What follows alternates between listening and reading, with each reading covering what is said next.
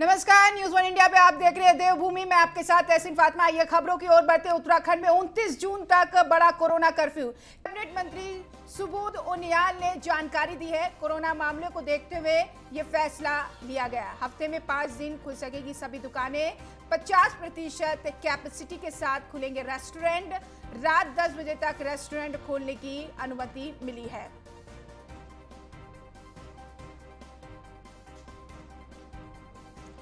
तो 29 जून तक corona curfew को बढ़ा दिया गया। हालातों को देखते हुए यह फैसला लिया गया क्योंकि कोरोना संक्रमितों की संख्या और न बढ़े, ऐसे में कई एहतियात भी बरते गए हैं। कैबिनेट मंत्री सुबोध उनियाल ने यह जानकारी दी है। कोरोना मामले को देखते हुए यह फैसला लिया गया है। तो कोरोना मामले को देखते हुए यह फैसला लिया गया है। तो 29 जून तक कोरोना कर्फ्यू को बढ़ा दिया गया है। सुदीप जैन संवाददाता इस खबर पर जानकारी के साथ जुड़ गए। सुदीप, क्या जानकारी, क्या अपडेट? जी देखिए, सरकार को ये पहले से ही एहसास था कि एकाएक वो पूरी तरीके से अनलॉक के मोड में नहीं आ सकती। यदि वो पूरी तरह अनलॉक के मोड में आएगी तो खतरा बढ़ सकता है। हालांकि उसके जो पड़ोसी राज्य हैं हरियाणा और दिल्ली, वो अनलॉक की स्थिति में अनलॉक हो चुके हैं। फिर भी सरकार ने एक रियायत दी है कि 5 दिन रेस्टोरेंट्स वगैरह खुल सकते हैं रात 10 बजे तक। 5 दिन पूरा मार्केट खुलेगा। शनिवार इतवार ये बंदी रहेगी। सरकार इसको एक हफ्ते फिर ट्रायल मोड पर देखेगी कि क्या इसके परिणाम कोई चिंताजनक या कहीं केसेस बढ़ने जैसी बात तो नहीं है। अगर ऐसा होता है तो सरकार फिर निर्णय लेगी। यदि कमी आई तो सरकार और रियायत दे सकती है। सरकार पूर्ण अनलॉक की ओर नहीं बढ़ना चाहती। और 1 जुलाई से इसके बाद जो दूसरा बड़ा डेवलपमेंट है, सरकार 1 जुलाई से अब धीरे धीरे चारधाम यात्रा की ओर भी फोकस कर रही है। इसके लिए पर्यटन विभाग एसओपी बना रहा है देवस्थानम बोर्ड के साथ, ताकि सुरक्षित और सुगम चारधाम यात्रा हो सके। शनिवार को कोविड कर्फ्यू को लेकर गठित समिति की बैठक हुई। इस बैठक में क्या चर्चा हुई? देखिए, बैठक में जो चर्चा हुई इसमें एक तो जिलों के एवरेज औसत पर चर्चा किया गया कि औसत जो एवरेज है जिलों का वो क्या है। कोई भी जिला फिलहाल चाहे पहाड़ का हो या मैदान का, कोई जीरो नहीं है। यानी कोई भी एक भी दिन ऐसा नहीं हुआ कि जहां कोई मरीज ना हो। संख्या बरकरार है। लिहाजा सरकार भी ये चाहती है कि यदि संख्या बरकरार है तो क्यों ना अनलॉक की ओर बढ़ा जाए, लेकिन पूर्ण रूप से अनलॉक हो, पूर्ण रूप से लोगों को अनलॉक कर दिया जाए, इसके लिए सरकार सहमत नहीं है।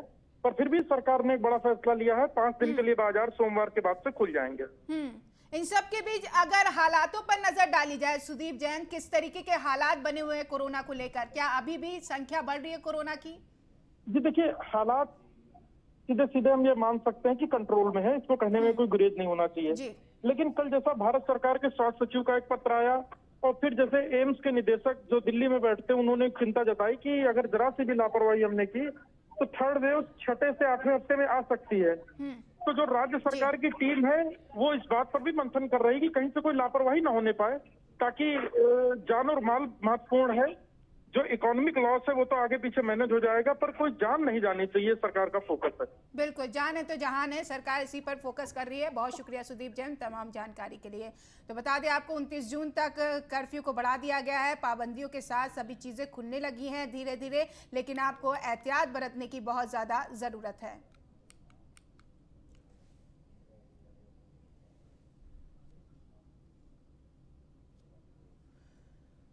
बढ़ेंगे आगे। ऋषिकेश से खबर। गंगा दशहरा पर गंगा स्नान पर पाबंदी लगा दी गई है। बाहरी और स्थानीय श्रद्धालुओं के प्रवेश में रोक लग गई है।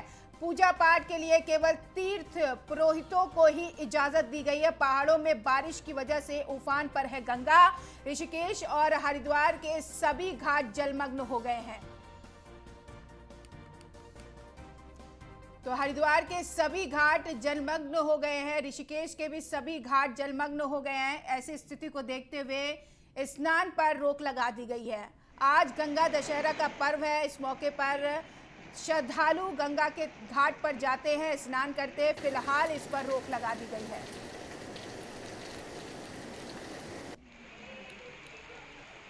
तो पूजा पाठ सिर्फ तीर्थ पुरोहितों के लिए ही अनुमति है, वही पूजा पाठ कर सकते हैं, लेकिन आम लोगों के लिए घाट नहीं खुला है।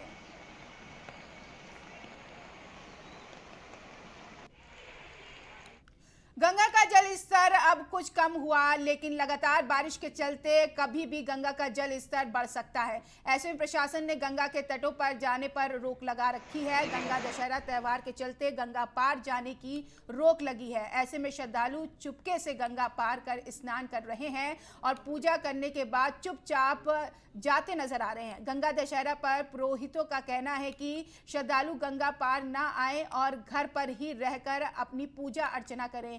हिंदुओं के इस त्यौहार पर हमेशा हजारों लोगों की भीड़ देखने को मिलती थी, लेकिन आज की परिस्थिति को देखते हुए सब पर रोक लगा दी गई है। ऐसे में गंगा में नहाना खतरनाक हो सकता है।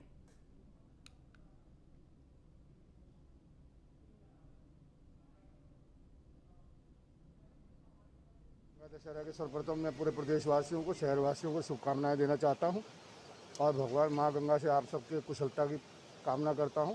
कोरोना काल में आया गंगा दशहरा वैसे तो हमारे लिए बहुत ही कष्टदायी है। हम लोग जो हैं गंगा स्नान करके, दिन में गंगा स्नान करके गंगा दशहरा को मनाते हैं। हर वर्ष जो है अपार भीड़ रहती है गंगा जी में, भक्तों की बहुत भीड़ रहती है और बहुत ही दिव्य रूप से हम इसे मनाते हैं। देखिए, प्रतिवर्ष जो है गंगा सभा त्रिवेणी घाट पर गंगा दशहरा बड़े धूमधाम के साथ मनाती थी, लेकिन इस वर्ष जो है सरकार की गाइडलाइन के द्वारा सूक्ष्म रूप से गंगा का जन्म दिवस यहाँ मनाया जाएगा। आज के दिन माँ गंगा जो है इस पृथ्वी पर भक्तों के लिए आई थी और इसीलिए यहाँ गंगा दशहरा मनाया जाता है। और इस वर्ष आप भी देख रहे हैं कि आरती जो परिसर है, त्रिवेणी घाट परिसर है, उस परिसर में ज़्यादा बारिश के कारण जो है, पहाड़ों में ज़्यादा बारिश के कारण जो है गंगा का जलस्तर बहुत ऋषिकेश में गंगा का जलस्तर लगातार तेजी से कम हो रहा है और लगातार बरसात भी जारी है। अब देखने वाली बात है कि आगे से पानी कितना आता है और यहाँ पर कितना बढ़ता है। आपको मैं दिखाना चाहूँगा त्रिवेणी घाट में जो पूजा स्थल थे, जो आरती स्थल थे, वो पूरे भर गए हैं और इस टाइम यहाँ पर पूरा का पूरा पानी भरा हुआ है और यहाँ पर अभी आरती नहीं हो सकती है। और अगर आपको मैं दिखाऊं तो गंगा का विराट रूप देखने को मिलेगा कि आप इधर देख सकते हैं गंगा का विराट रूप कि यहाँ पर गंगा जो है कितनी खतरनाक तरीके से बह रही है। और बात करें अगर यहाँ पर आज गंगा दशहरे की, तो गंगा दशहरे पे यहाँ लोगों को आने के लिए बिल्कुल मनाही थी, लेकिन नहाने के लिए मनाही है। गंगा में पूजा करने के लिए कोई मनाही नहीं है। यहाँ कुछ लोग आए हैं जो गंगा में पूजा कर रहे हैं और अपना जो कर्तव्य था वो निभाकर अपने अपने घर को जा रहे हैं। ज़्यादा भीड़ ना करने के लिए प्रशासन ने सख्त मना करा हुआ है। ऋषिकेश से संजय शर्मा, न्यूज़ 1 इंडिया के लिए। पहली बरसात में ही देहरादून हरिद्वार नेशनल हाईवे को जोड़ने वाले लच्छीवाला फ्लाईओवर में दरारें और मिट्टी धंसने के मामले सामने आ रहे हैं, जिससे फ्लाईओवर के निर्माण की पोल खुलती दिख रही है। जिसके बाद एसडीएम डोईवाला लक्ष्मीराज चौहान ने मामले को गंभीरता से लेते हुए एनएचएआई के अधिकारियों के साथ मौके का निरीक्षण किया। साथ ही कार्रवाई संस्था को सभी सुविधा उपलब्ध कराने के साथ ही 15 दिन में सभी कार्य पूर्ण करने के निर्देश दिए हैं। इसके बाद भारी बारिश में अपने सामान ही एडिशनल कार्य शुरू करवाया और आम जनता को किसी प्रकार की परेशानी न आए, इसका भी ध्यान रखने की कार्यदायी संस्था को हिदायत दी।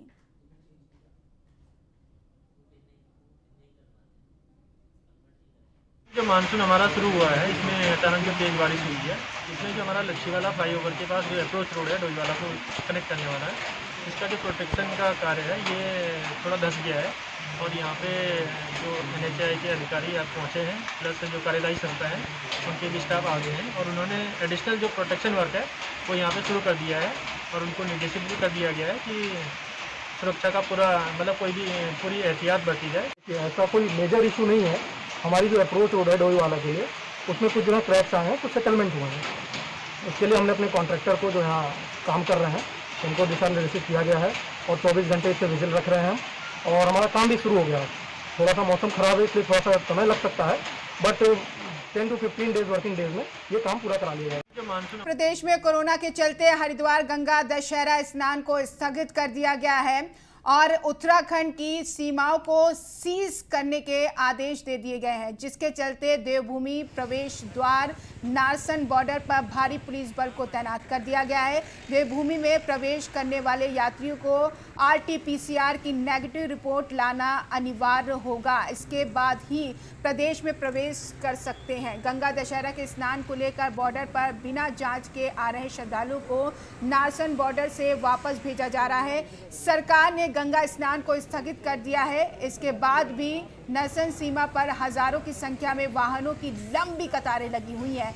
वहीं पुलिस प्रशासन भी बाहरी राज्य से आने वाले यात्रियों को सीमा से ही वापस लौटा रही है। साथ ही सीमा पर भी स्वास्थ्य विभाग की टीम को तैनात किया गया है।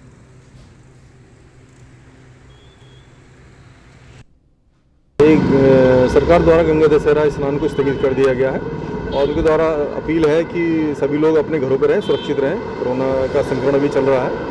और दूसरा, यहाँ पे विशेष परिस्थिति में उन्हीं को एंट्री दी जा रही है जिनका RT-PCR रिपोर्ट निगेटिव है। तो रुद्रप्रयाग में 3 दिनों से बद्रीनाथ ऋषिकेश हाईवे नारकोटा और खागरा के बीच मलबा आने से बंद पड़ा है, जबकि केदारनाथ हाईवे के सोनप्रयाग और नारायण कोटी में भारी बोल्डर और मलबा भी गिरा है, जिसके चलते यहां पर हाईवे बंद हो गया है। साथ ही कई जगहों पर पुश्ते ध्वस्त हो चुके हैं।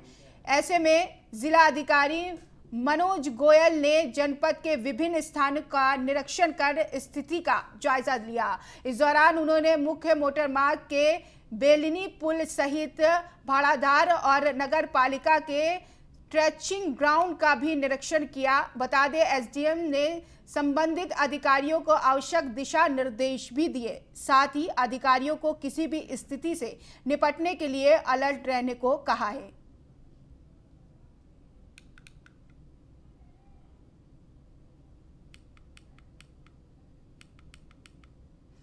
तो इस स्थिति से निपटने के लिए प्रशासन को अलर्ट रहने के लिए कहा है। बद्रीनाथ ऋषिकेश हाईवे बंद हो गया। मलबा आने की वजह से बोल्डर गिरने से हाईवे बाधित हुआ है। ऐसे में आला अधिकारी भी पहुंचे हुए हैं स्थिति का जायजा लेने के लिए और प्रशासन को यहां पर अलर्ट रहने को कहा है। रुद्रप्रयाग में 3 दिनों से बद्रीनाथ ऋषिकेश हाईवे नारकोटा और खागरा के बीच मलबा आने से बंद पड़ा हुआ है, जबकि केदारनाथ हाईवे के सोनप्रयाग और नारायण कोटी में भारी बोल्डर और मलबा भी गिरा है, जिसके चलते यहां पर हाईवे बंद हो गया है। साथ ही कई जगहों पर पुश्ते ध्वस्त हो चुके हैं। ऐसे में जिला अधिकारी मनोज गोयल ने जनपद के विभिन्न स्थानों का निरीक्षण किया, स्थिति का जायजा लिया। इस दौरान उन्होंने मुख्य मोटर मार्ग के बेलिनी पुल सहित भाड़ाधार और नगर पालिका के ट्रेचिंग ग्राउंड का भी निरीक्षण किया। बता दें, SDM ने संबंधित अधिकारियों को आवश्यक दिशा निर्देश भी दिए। साथ ही अधिकारियों को किसी भी स्थिति से निपटने के लिए अलर्ट रहने को कहा है।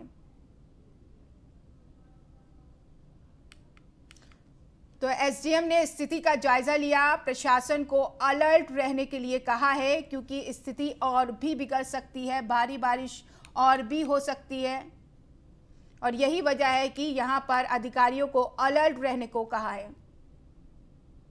मसूरी के नैनबाग से पुलिस द्वारा 50 वर्षीय नेपाली मूल के शराब और जंगली जानवर के तस्कर को सिंगल बोर की बंदूक के साथ गिरफ्तार किया है। बता दें आपको, कैंपटी पुलिस ने मुखबिर की सूचना पर 50 वर्षीय नेपाली मूल के दुर्गा दास को कच्ची शराब और जंगली जानवर के तस्कर को सिंगल बोर की बंदूक के साथ गिरफ्तार किया है। कैंपटी नवीन चंद जुराल ने बताया है कि लगातार पुलिस तस्कर को तलाश करने के लिए दबिश दे रही थी। वहीं कल देर रात को मुखबिर की सूचना पर नैनबाग क्षेत्र से तस्कर को कच्ची शराब और जंगली जानवर का शिकार करने के प्रयोग में नाली वाली बंदूक के साथ गिरफ्तार कर लिया। उन्होंने बताया है कि ये व्यक्ति पिछले 40 साल से नैनबाग क्षेत्र में ही रह रहा था। वो जंगली जानवरों का शिकार कर कच्ची शराब की तस्करी करता था। इसकी शिकायत लगातार उनको मिल रही थी, जिसके बाद कल देर शाम पुलिस को सफलता हासिल हो गई है। बता दें, पुलिस की तरफ से समय समय पर सघन चेकिंग अभियान भी चलाया जा रहा है। उन्होंने बताया कि गिरफ्तार तस्कर को टिहरी ले जाया गया है।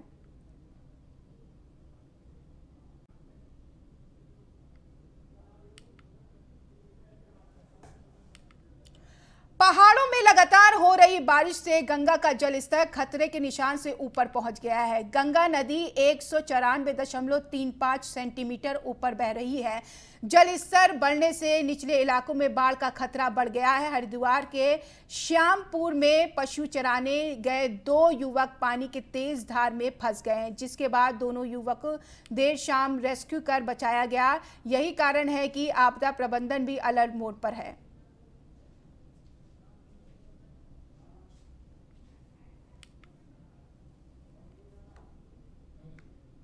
और फिलहाल इस बुलेटिन में इतना ही। आप देखते रहिए न्यूज़ 1 इंडिया। खबरों का सिलसिला लगातार जारी है। नमस्कार।